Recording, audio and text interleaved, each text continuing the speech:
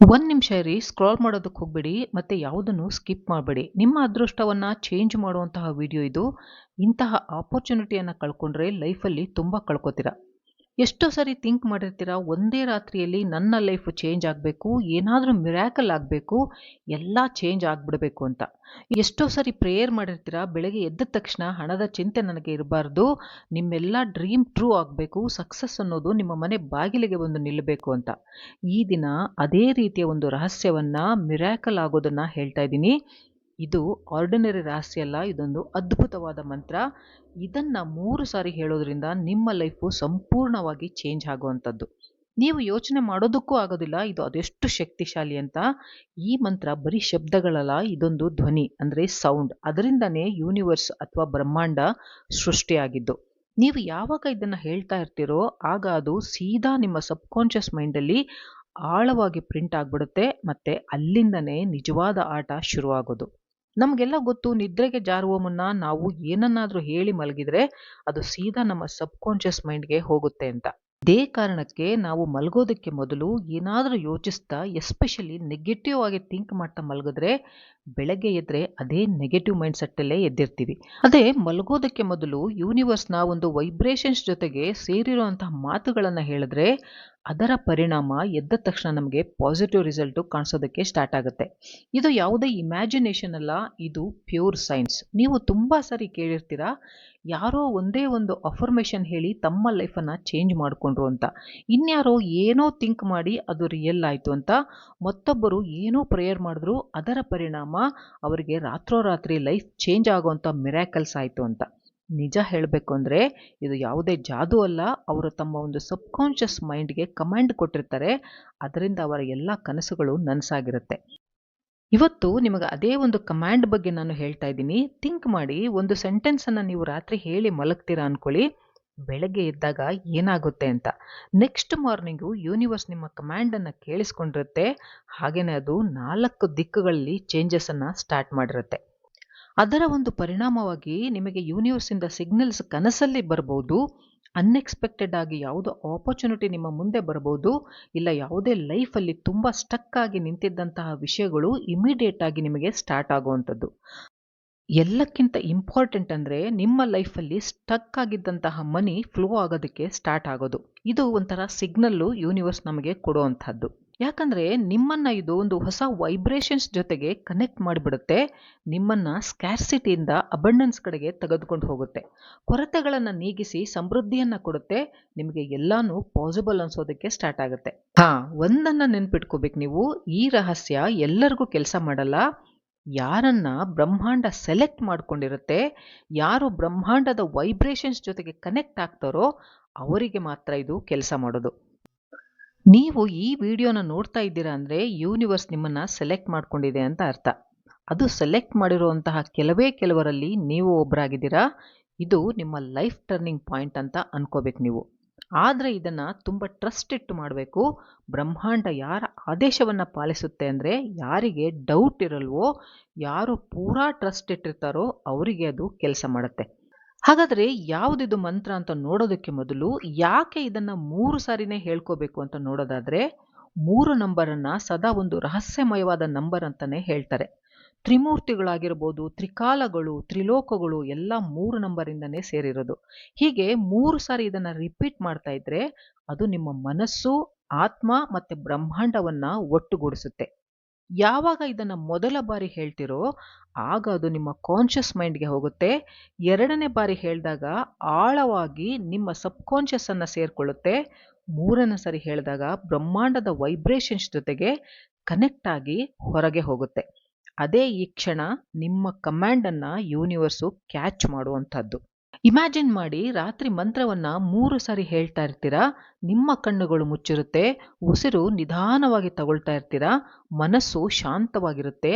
ಇಂತಹ ಅವಸ್ಥೆಯಲ್ಲಿ 3 ಸಾರಿ ನೀವು ಇದನ್ನು ಉಚ್ಚರಿಸಿದಾಗ ಆ ಒಂದು ಪಾಸಿಟಿವ್ ಹೈ ಎನರ್ಜಿ ನಿಮ್ಮ ಸುತ್ತ ಹರಡಿಕೊಂಡು ಬಿಡುತ್ತೆ.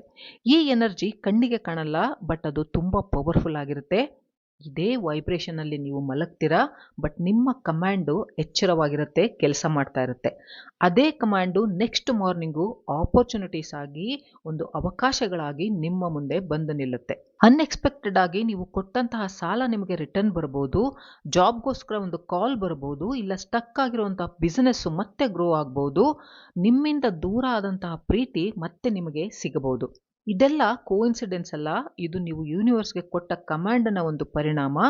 ನೀವು ಥಿಂಕ್ ಮಾಡ್ತಾ ಇರ್ಬೋದು ಇದೆಲ್ಲ ಹೇಗಾಗುತ್ತೆ ಅಂತ. ನೆನ್ಪಿಡಿ, ಸಬ್ಕಾನ್ಷಿಯಸ್ ಯಾವತ್ತಿಗೂ ನಿಮ್ಮ ಪ್ರಶ್ನೆಯನ್ನು ಕೇಳಲ್ಲ. ನೀವು ಏನು ಹೇಳ್ತಿರೋ ಅದನ್ನು ಅದು ನಂಬುತ್ತೆ, ಅದನ್ನು ಅದು ಪಾಲಿಸುತ್ತೆ. ಬಟ್ ಅದು ಟ್ರಸ್ಟಿಂದ ಕೂಡಿರಬೇಕು, ರಿಪಿಟೇಷನಿಂದ ಕೂಡಿರಬೇಕು. ಯಾವಾಗ ಈ ಮಂತ್ರವನ್ನು ನೀವು ಹೇಳ್ತಿರೋ ಆಗ ನಿಮ್ಮ ಸಬ್ಕಾನ್ಷಿಯಸ್ ಮೈಂಡು ಇದನ್ನು ನಿಜ ಅಂತ ಅನ್ಕೊಂಡ್ಬಿಡುತ್ತೆ. ಯಾವಾಗ ನೀವು ಸಬ್ಕಾನ್ಷಿಯಸ್ ಮೈಂಡನ್ನು ನಂಬಿಸ್ತೀರಾ ಆಗ ಇಡೀ ಬ್ರಹ್ಮಾಂಡ ಅದನ್ನು ನಿಮಗೆ ತಂದು ಕೊಡೋದಕ್ಕೆ ಕೆಲಸ ಶುರು ಮಾಡ್ಕೊಳ್ಳುತ್ತೆ. ಇದೇ ಮ್ಯಾನಿಫೆಸ್ಟೇಷನ್ನಿನ ನಿಜವಾದ ರಹಸ್ಯ. ಸೊ ನೀವು ರೆಡಿ ಇದ್ದೀರಾ ಈ ಮಂತ್ರ ಕೇಳೋದಕ್ಕೆ? ಅದು ನಿಮ್ಮನ್ನು ಬಡತನದಿಂದ ಸಮೃದ್ಧಿ ಕಡೆಗೆ ನಡೆಸುವಂಥದ್ದು, ನಿಮ್ಮ ಲೈಫನ್ನೇ ಸಂಪೂರ್ಣವಾಗಿ ಚೇಂಜ್ ಮಾಡುವಂಥದ್ದು. ನೀವಿದನ್ನು ನಂಬಿದರೆ ನಿಮ್ಮ ಲೈಫ್ನ ಒಂದು ಹೊಸ ಜರ್ನಿ ಸ್ಟಾರ್ಟ್ ಆಗುತ್ತೆ. ಈ ರಹಸ್ಯವನ್ನು ಹಲವಾರು ವರ್ಷಗಳಿಂದ ಗುಪ್ತವಾಗಿಯೇ ಇಟ್ಟಿದ್ದಾರೆ.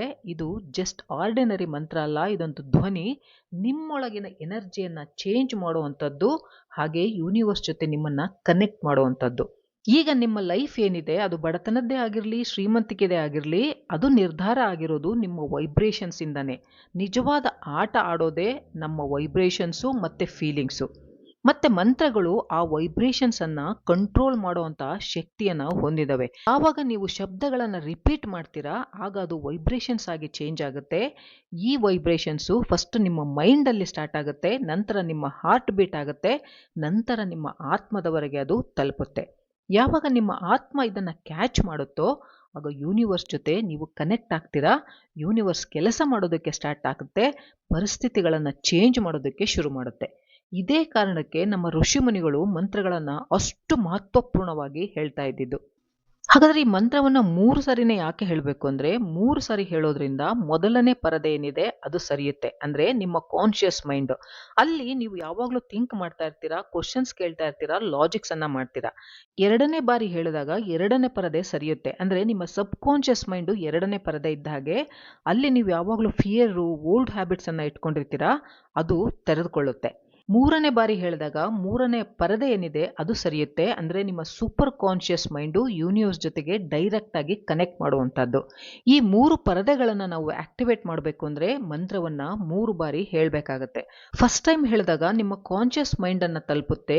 2ನೇ ಟೈಮ್ ಹೇಳಿದಾಗ ಅದು ಕಾನ್ಷಿಯಸ್ ಮೈಂಡ್ನ ಬೈಪಾಸ್ ಮಾಡಿ ಸಬ್ಕಾನ್ಷಿಯಸ್ ಮೈಂಡ್ಗೆ ತಲುಪುತ್ತೆ. 3ನೇ ಸರಿ ಹೇಳಿದಾಗ ಡೈರೆಕ್ಟಾಗಿ ಯೂನಿವರ್ಸ್ನ ಒಂದು ವೈಬ್ರೇಷನ್ ಆಗಿ ಅದು ಕನ್ವರ್ಟ್ ಆಗುತ್ತೆ. ಅದಕ್ಕೆ ನಂಬರ್ 3 ಎಲ್ಲ ಧರ್ಮ ಗ್ರಂಥಗಳಲ್ಲಿ ಪವಿತ್ರವಾದ ನಂಬರ್ ಅಂತಾನೆ ಹೇಳಲಾಗುತ್ತೆ. ಸೈನ್ಸ್ ಕೂಡ ಇದನ್ನು ಒಪ್ಕೊಳ್ಳುತ್ತೆ. ಪ್ರತಿಯೊಂದು 3ರ ಮೇಲೇನೆ ಆಧಾರಿತ ಅಂತ. ಅಂದರೆ ಪಾಸ್ಟು, ಪ್ರೆಸೆಂಟು, ಫ್ಯೂಚರು, ಹಾಗೆಯೇ ಬಾಡಿ, ಮೈಂಡು, ಸೋಲು. ಈ ಮಂತ್ರವನ್ನು 3 ಸರಿ ಹೇಳೋದ್ರಿಂದ ಅಪಾರವಾದ ಒಂದು ಎನರ್ಜಿ ಕ್ರಿಯೇಟ್ ಆಗುತ್ತೆ. ಬಟ್ ನಿಮಗೆ ಪೂರಾ ಶ್ರದ್ಧೆ, ನಂಬಿಕೆ ಇರಬೇಕು. ಮನಸ್ಸಲ್ಲಿ ಒಂದು ಚೂರು ಡೌಟ್ ಇರಬಾರ್ದು. ಯಾಕಂದರೆ ಡೌಟ್ ಎನರ್ಜಿ ಏನಿದೆ ಅದು ನೆಗೆಟಿವ್ ಎನರ್ಜಿ ಮತ್ತು ಲೋ ವೈಬ್ರೇಷನ್ಸಿಂದ ಕೂಡಿರುತ್ತೆ. ಹಾಗೆಯೇ ಲೋ ವೈಬ್ರೇಷನ್ಸ್ ಯೂನಿವರ್ಸ್ ತನಕ ತಲುಪೋದೇ ಇಲ್ಲ. ಇದೇ ಕಾರಣಕ್ಕೆ ತುಂಬ ಜನ ಮ್ಯಾನಿಫೆಸ್ಟ್ ಮಾಡ್ತಾರೆ, ಬಟ್ ರಿಸಲ್ಟನ್ನು ಸಿಗೋಲ್ಲ. ಬರೀ ಅಫರ್ಮೇಷನ್ ಅಥವಾ ಮಂತ್ರಗಳನ್ನು ಹೇಳೋದ್ರಿಂದ ಏನೂ ಆಗೋದಿಲ್ಲ. ವೈಬ್ರೇಷನ್ಸನ್ನು ಹೈ ಇಟ್ಕೊಂಡಿರಬೇಕು, ಬಿಲೀಫ್ ಇರಬೇಕು, ಟ್ರಸ್ಟ್ ಇರಬೇಕು, ಫೇತ್ ಇರಬೇಕು. ಈ ಮಂತ್ರವನ್ನು ಹೇಳುವಾಗ ನಮ್ಮ ಉಸಿರು ಒಂದು ಐ ವೈಬ್ರೇಷನ್ ಆಗಿ ಟರ್ನ್ ಆಗುತ್ತೆ. ಇದೇ ಎನರ್ಜಿನೇ ನಮ್ಮ ಲೈಫನ್ನು ಚೇಂಜ್ ಮಾಡುವಂಥದ್ದು. ಎನರ್ಜಿ ಚೇಂಜ್ ಆದರೆ ಲೈಫ್ ಕೂಡ ಚೇಂಜ್ ಆಗುತ್ತೆ. ಈ ಮಂತ್ರವನ್ನು ಹೇಳುವಾಗ ಮನಸ್ಸು ತುಂಬ ಶಾಂತವಾಗಿರಬೇಕು, ಗೊಂದಲಗಳಿರಬಾರ್ದು. ಮಲಗೋದಕ್ಕೆ ಮೊದಲು ಅಂದರೆ ನಿದ್ರೆಗೆ ಜಾರುವ 5 ನಿಮಿಷಕ್ಕೆ ಮೊದಲು ಈ ಮಂತ್ರವನ್ನು ಹೇಳ್ಕೋಬೇಕು. ಯಾಕೆಂದರೆ ಆ ಸಮಯದಲ್ಲಿ ನಮ್ಮ ಸಬ್ಕಾನ್ಷಿಯಸ್ ಮೈಂಡು ತುಂಬ ಆಕ್ಟಿವೇಟ್ ಆಗುತ್ತೆ. ನಮ್ಮ ಸಬ್ಕಾನ್ಷಿಯಸ್ ಮೈಂಡು ಆಲ್ಫಾ ಸ್ಟೇಟ್ಗೆ ಹೋಗಿರುತ್ತೆ. ಆಗ ಏನೇ ಹೇಳಿದ್ರು ಅದು ನಮ್ಮ ಸಬ್ಕಾನ್ಷಿಯಸ್ಸಲ್ಲಿ ಪ್ರಿಂಟ್ ಆಗುತ್ತೆ, ರೀಪ್ರೋಗ್ರಾಮಿಂಗ್ ಆಗಿಬಿಡುತ್ತೆ.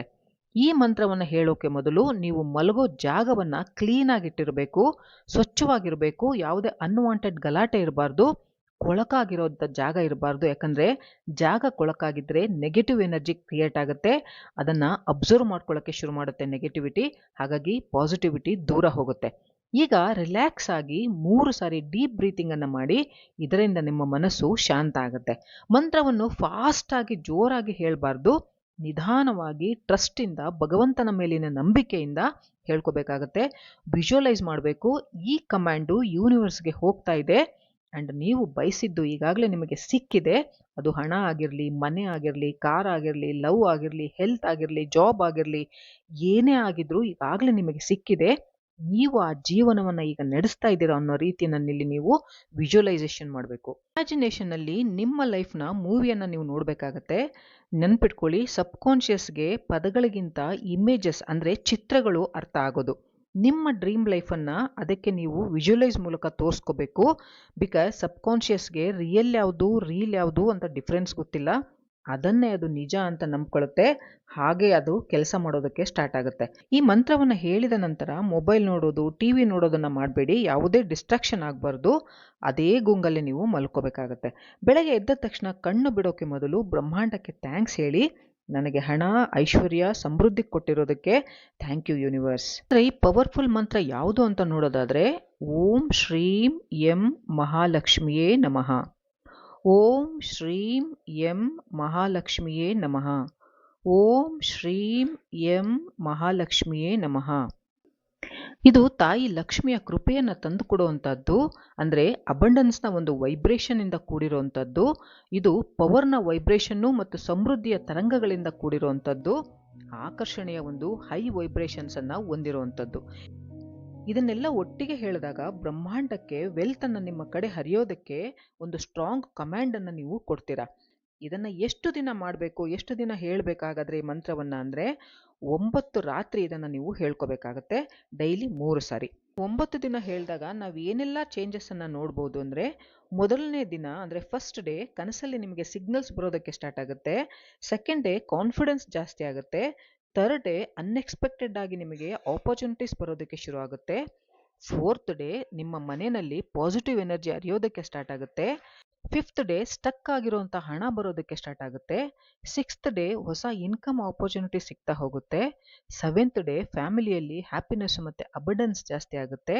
ಏಯ್ತ್ ಡೇ ಫೀಲ್ ಮಾಡ್ತೀರಾ ಏನೋ ಚೇಂಜಸ್ ಆಗ್ತಾ ಇದೆ ಅಂತ.